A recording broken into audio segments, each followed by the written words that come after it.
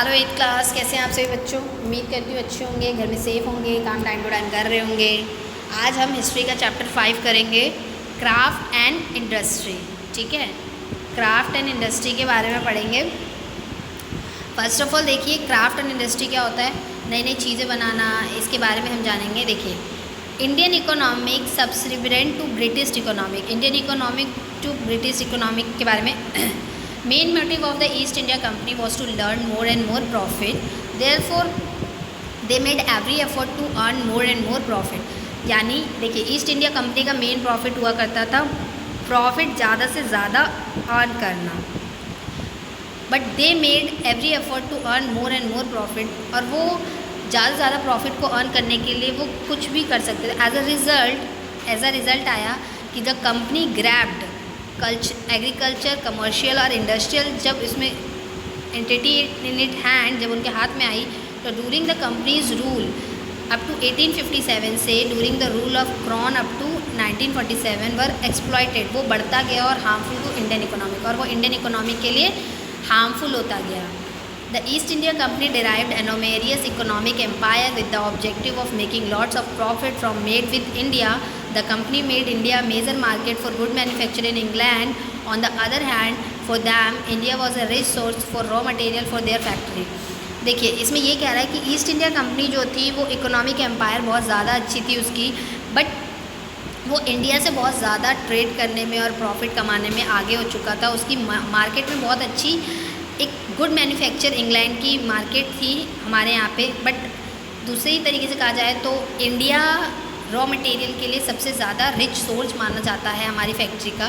The term एक ऐसी term है, British factory was a misnomer. The British factory in India did not manufacture good, these were just trading centres. देखिए, British factory जो थी, decline of indigenous Indian industry, इन्होंने Indian industry को decline किया था। By the early 18th century, worried by the popularity of Indian textile, wool and silk. देखिए, 18th century में जब हमारी पॉपुलैरिटी इंडिया की बहुत ज़्यादा हो गई थी, इंडिया की टेक्सटाइल की, उसके वुल की, उसकी सिल्क की, तो makers in England began protesting. तो इंग्लैंड के जो प्रोटेस्टिंग अगेंस्ट थे इसके import of Indian cotton textile के, जब इंडियन कॉटन टेक्सटाइल को एक जगह से दूसरी जगह दिया जाता था।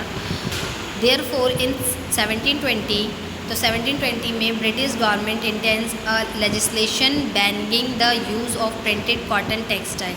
तो ब्रिटिश गवर्नमेंट ने क्या किया था कि उस कॉटन टेक्सटाइल पे प्रिंटेड करना स्टार्ट कर दिया था, जैसे chintzes in England. Interesting, this act was known as the calico act. इस एक्ट को कैलिको एक्ट कहा गया था। As soon as the British reach India, धीरे धीरे जो ब्रिटिश थी वो हमारी इंडिया में पहुंच चुकी थी। They made every policy which brought the Indian handicraft toward it end और डिस्ट्रक्शन। और वो जब इंडिया में आ चुकी थी तो उसने अपनी सारी पॉलिसीज़ हमारे ऊपर थोप दिया था, और जो भी इंडिया के हैंडीक्राफ्ट्स थे उसको पूरे तरीके से ख़त्म कर दिया था और बंद कर दिया था। However prior to this, India exported large quantities of cotton textile, but इसके बाद भी इंडिया ने बहुत लार्ज क्वांटिटी में cotton textile, silk, hand woven cloth, metal ivory, glass, jewellery, sandal, इन चीज़ों को एक्सपोर्ट किया था, बेचा था। European traders first encountered fine cotton. European traders ने सबसे पहले कॉटन क्लोथ जो था from Indian carried by Arabic merchants से जा रहा था उस प्रेजेंट डे में इराक में। So they begin referring to all finely woven textile. उन्होंने सारी ही वुवन टेक्सटाइल को muslin, a word that acquired wide currency के लिए। When the Portuguese first came to India, जब पहली बार पोर्टुगीज इंडिया आए थे, search of spices, they landed in Calicut on the Kerala coast in south. जबकि उन्हें स्पीसीज मिला था, मसाले मिले थे हमारे कैलकाटा, जिसे कि केरला जो कि हमारा साउथ वेस्ट इंडिया में आता है। कॉटन टेक्सटाइल जो था बैक टू यूरोप हो गया था, अलॉन्ग विद द स्पीसीज के same came to be called calico, जिसे हम कैलिको कहते हैं, जो कि कैलकाटा से ड्राइव किया गया था। Subsequently calico became the generally name for all cotton textile. सारी कॉटन टेक्सटाइल का सब्सिक्वेंटली नेम रख दिया गया था। In India large quantity of the good were also used by wealthy नवाब।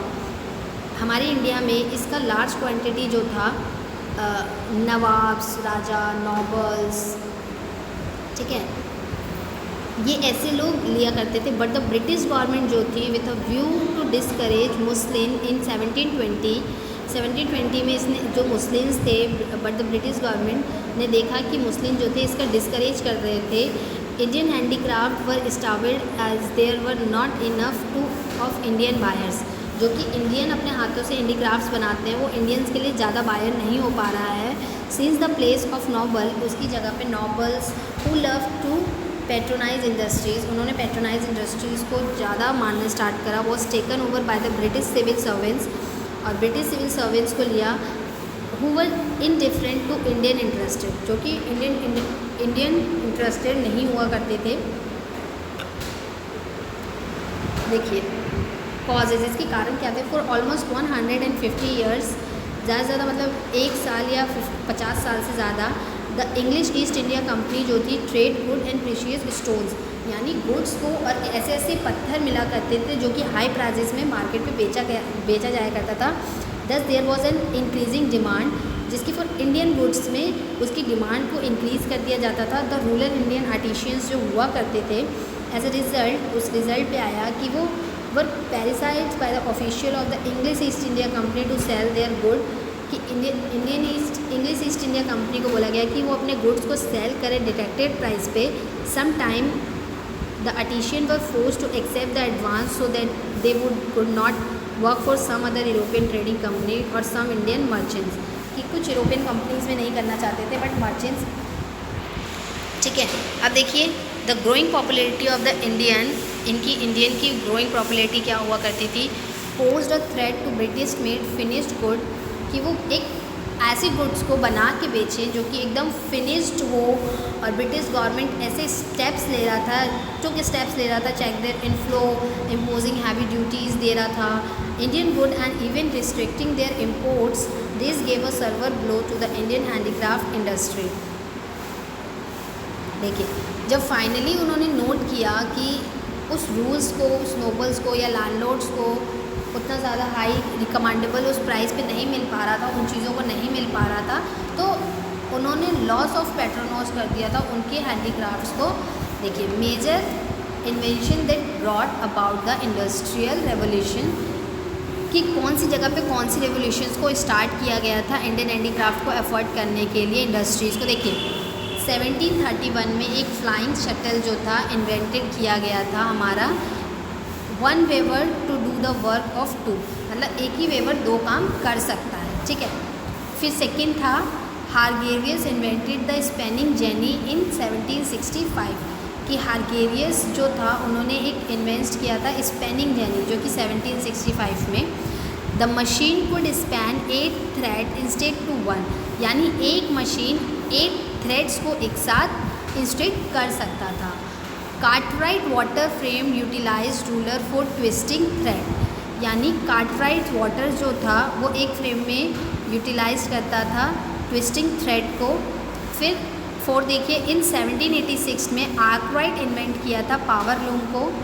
1846 में स्विंग मशीन आई थी जो कि फाउंड किया गया था मॉडर्न क्लोथिंग को इंडस्ट्रीज़ में बनाने के लिए। इन 1765 में जेम्स वॉट ने एक स्टीम इंजन प्रोड्यूस किया था जो कि हैवी मशीन्स के लिए लगाया गया था, वाटर पावर से उसको यूज़ किया जाता था कुछ जगहों पे। In the last half 18th century के लास्ट हाफ में जॉन एब्डन ने एक बिल्ड किया था हार्ड सरफेस रोड को, जो कि मैनी हाईवे जो था सब्सिक्वेंटली बिल्ड कर दिया था गवर्नमेंट टू प्रमोट ट्रेड को प्रमोट करने के लिए, ठीक है। अब देखो डेवलपमेंट ऑफ मॉडर्न इंडस्ट्री कैसे डेवलप हुई थी, कैसे बढ़ती गई थी। It was not before the 1850 and 1860, ऐसा नहीं है कि 1850 से 1860 के बीच में ही ये हुआ था। That the growth of Indian industry, जब इंडियन इंडस्ट्री का ग्रोथ हुआ था took place, but that too according to professors Sumit Sarkar was painful slow, मतलब इन सब के सबमिट होने के बाद स्लो करा गया था। This is because the British wanted India to remain a colony, क्योंकि ब्रिटिश जो थे वो इंडिया को एक कॉलोनी बनाना चाहती थी which could be exploited by the enrichment of the United kingdom. क्योंकि वो अपना एक महान राज्य बनाना चाहती थी, इसको पूरा फैला के। ठीक है, वॉट्स स्टीम इंजन की पिक्चर देखिए, कुछ इस तरीके की थी हमारी। अब देखिए इसका इम्पैक्ट क्या हुआ था इंडस्ट्रियल रिवोल्यूशंस में। इसको बहुत ज़्यादा इंडिजिनियस क्राफ्ट्समैनशिप में रिप्लेस कर दिया गया था, इस मशीन्स को मॉडर्न इंडस्ट्री सिस्टम लाया गया था। कुछ प्लांटेशंस को डेवलप करा था, ब्रिटिश द्वारा बेनिफिट हुआ था। फूड क्रॉप्स को रिप्लेस करके कमर्शियल क्रॉप्स लाए गए थे, जैसे इंडिगो, टी, कॉफ़ी, जूट, किनाको, rubber, sugar cane, oil seeds. इन सबको लार्ज बहुत अधिक मात्रा में उगाया जा रहा था। इंडिगो जो था was an important plantation crop हुआ करता था, जो कि बिहार और बंगाल में उगाया जाता था, जो कि कपड़ों को डाई करने के लिए यूज़ किया जाता था। टी जो था हमारा second another important plantation crop था, जो कि असम, बंगाल और साउथ इंडिया में उगाया जाता था। कॉफ़ी, क्रैंको और रबर जो थे ये भी साउथ इंडिया के कुछ लोकेटेड पार्ट्स में उगाए जाते थे। द फर्स्ट कॉटन टेक्सटाइल मिल जो था वो हमारा बॉम्बे में सेटअप हुआ था 1854 में। More mills were set up specially in, जैसे कुछ इसकी स्पेशली अहमदाबाद, बॉम्बे, मद्रास ऐसी जगहों पे भी इस्टेब्लिश किए गए थे। ठीक है, जूट इंडस्ट्री जो था हमारा बंगाल में था। ये धीरे धीरे रैपिडली डेवलप होने लगा था और हमारी इंडिया के कुछ ओन मोस्टली इंडियंस में भी आने लगे थे। आयरन एंड स्टील इंडस्ट्री जो था हमारा इंडिया में लेट आया था, but it took a long STRIDE, बहुत लंबे समय तक। जमशेदी टाटा सेटअप ने, famous Tata iron steel company है, इन्होंने इसको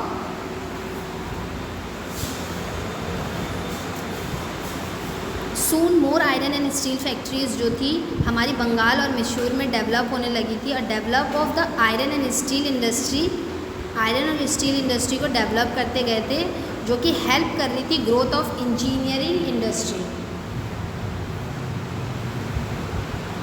शुगर इंडस्ट्री जो थी हमारी प्रोग्रेस हुई थी 1930 में, वॉज मोस्टली जो कि इंडियन में ओन हुआ था। द सीमेंट इंडस्ट्री जो थी इस्टेब्लिश कर दी गई थी। Other industry that receive a spot of growth during this time, इस टाइम पे पेपर, माचेस, ग्लास इंडस्ट्री, इन इंडस्ट्रीज़ को भी डेवलप करते गए धीरे लार्ज रेट पे 20वीं सेंचुरी में।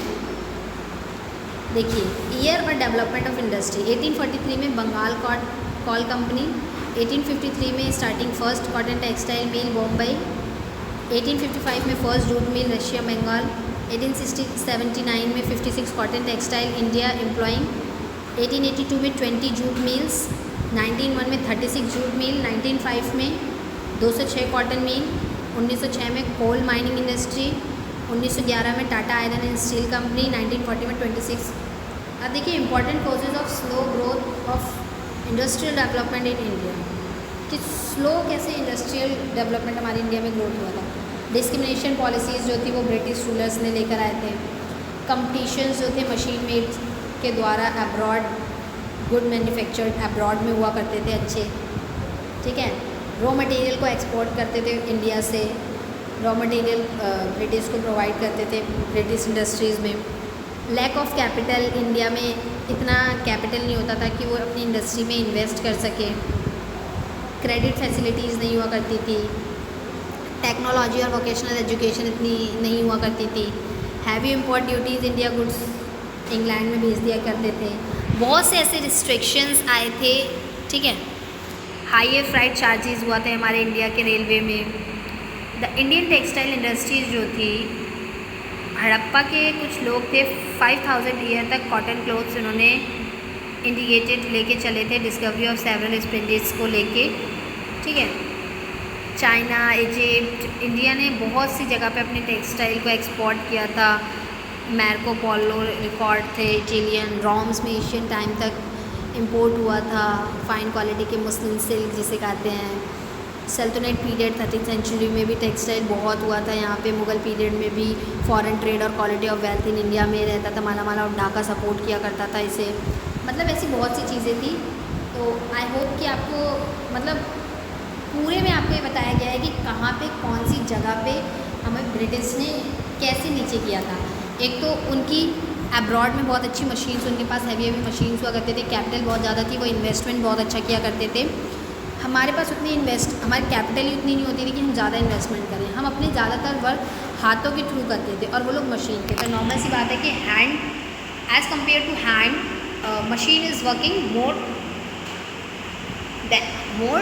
बेनिफिट, मतलब वो ज़्यादा अच्छा वर्क करेगा। ठीक है, तो आई होप चैप्टर समझ आ गया होगा। Thank you so much chapter को ध्यान से समझने और पढ़ने के लिए।